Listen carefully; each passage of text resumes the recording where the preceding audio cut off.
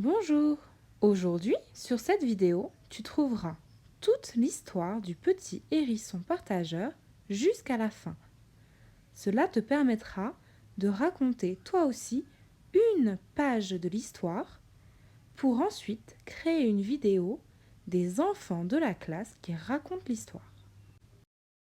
Écoute attentivement l'histoire qui correspond à la page que tu vas lire. Tu peux jouer avec les petits personnages pour raconter l'histoire. Assieds-toi dans un endroit calme, sans bruit, pour être concentré. C'est parti. Tap top, tap top, tap top. Des petits pas courts, des petits pas pressés. Voilà Hérisson qui trotte dans les sentiers. Le nez en l'air, il cherche et fouille de tous les côtés pour trouver de quoi manger. Soudain, juste devant lui, une pomme! Une pomme bien ronde, bien mûre, bien grosse. Une pomme si belle qu'elle ouvrirait l'appétit de n'importe qui. Voilà de quoi me régaler, se dit-il. Et hop, et hop, il pousse de ses pattes, il pousse de son nez la grosse pomme derrière un rocher. C'est que les gourmands ne manquent pas dans les bois. Alors pour manger tranquille, Hérisson préfère manger caché. La belle pomme, dit une voix. Et boing, boing, boing, boing, des petits bonds tranquilles, des petits bonds en coton. Voilà Lapin qui n'était pas loin et qui vient. C'est à toi ça? La pomme, oui, elle est à moi, répond Hérisson. Ça me donne faim. Y aurait-il un morceau pour moi? Hérisson, embarrassé, réfléchit. Il remue sa tête, il remue son nez.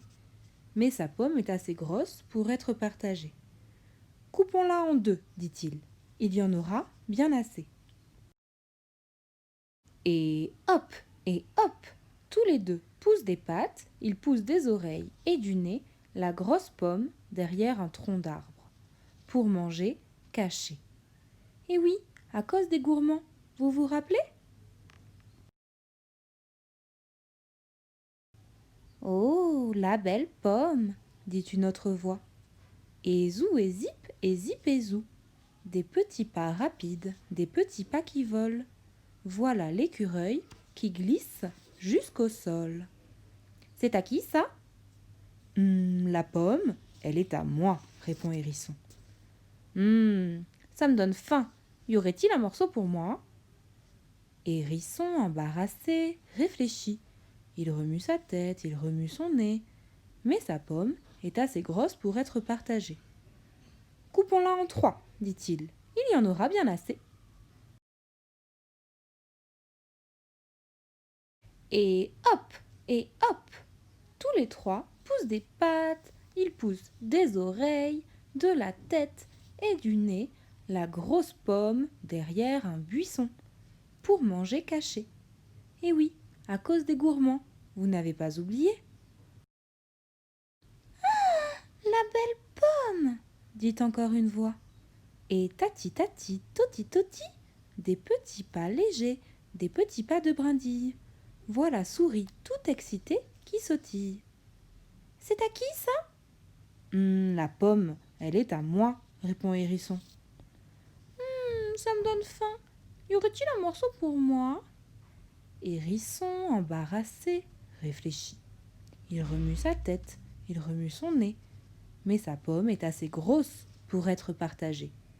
Coupons-la en quatre, dit-il. Il y en aura bien assez.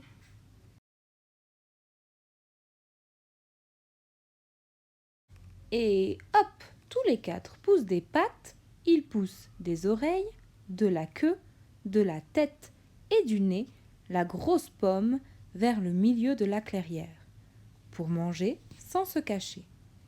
Et oui, les gourmands sont tous invités. La pomme est coupée, partagée, puis savourée et dégustée. Mais Un morceau de pomme, même si elle est grosse, ce n'est pas comme une pomme en entier. Les petits ventres ont encore faim. Ils font un concert de gargouillis. Ils n'ont pas assez mangé.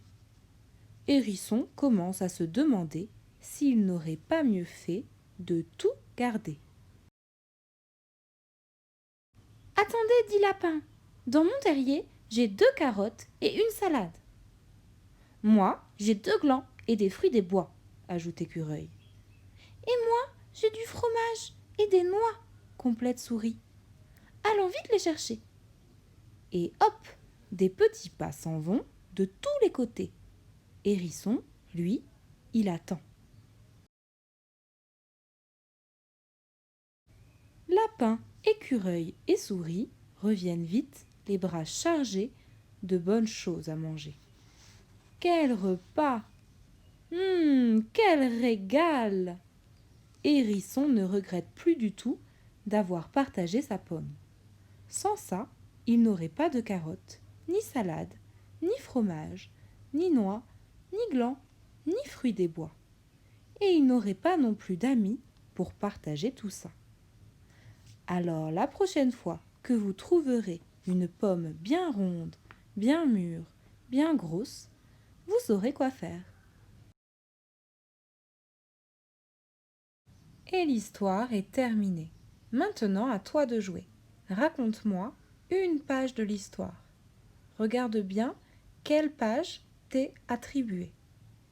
Une seule page, envoie-moi la vidéo. Il ne faut pas de bruit derrière toi quand tu enregistres la vidéo, c'est très important. On va créer ensemble une histoire racontée par les enfants de la classe. Et tu auras cette histoire comme surprise avant les vacances.